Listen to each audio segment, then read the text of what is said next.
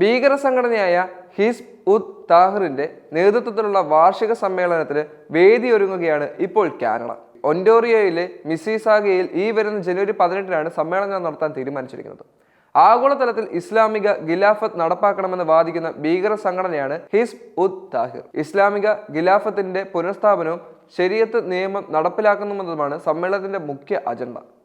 ഭീകര സംഘടന കനേഡിയൻ സമ്മേളനം നടത്തുകയാണെന്ന റിപ്പോർട്ടുകൾ പുറത്തു വന്നതിനെ തുടർന്ന് ആഗോളതലത്തിൽ കടുത്ത വിമർശനവും ഇപ്പോൾ ഉയർന്നു വരുന്നുണ്ട്.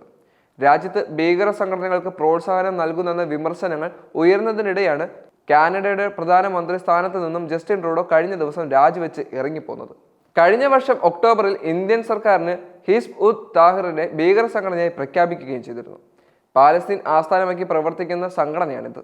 യുവാക്കളെ തീവ്രവാദ സംഘടനകളിൽ ചേരുന്നതിന് പ്രേരിപ്പിക്കുക, തീവ്രവാദ പ്രവർത്തനങ്ങൾക്ക് ഫണ്ട് സ്വരൂപിക്കുക, ഇന്ത്യയുടെ ദേശീയ സുരക്ഷയ്ക്കും പരമാധികാരത്തിനും ഗുരുതരമായ ഭീഷണി ഉയർത്തുന്ന പ്രവർത്തനങ്ങളിൽ ഏർപ്പെടുക തുടങ്ങി വിവിധ പ്രവർത്തനങ്ങളിൽ ഈ സംഘടന ഏർപ്പെടുകയും ചെയ്തു. ഭീകരതയുടെ ശക്തികളെ ഉരുക്കുമുഷ്ടി ഉപയോഗിച്ച് കൈകാര്യം ചെയ്ത ഭാരതം സുരക്ഷിതമാക്കാൻ മോദി സർക്കാരിന്റെ പ്രതിജ്ഞാബദ്ധതയുടെ ഭാഗമാണ് ഈ നടപടിയെന്ന് അമിത്ഷാ സംഘടനയെ നിരോധിച്ചുകൊണ്ട് വ്യക്തമാക്കുകയും ചെയ്തിരുന്നു.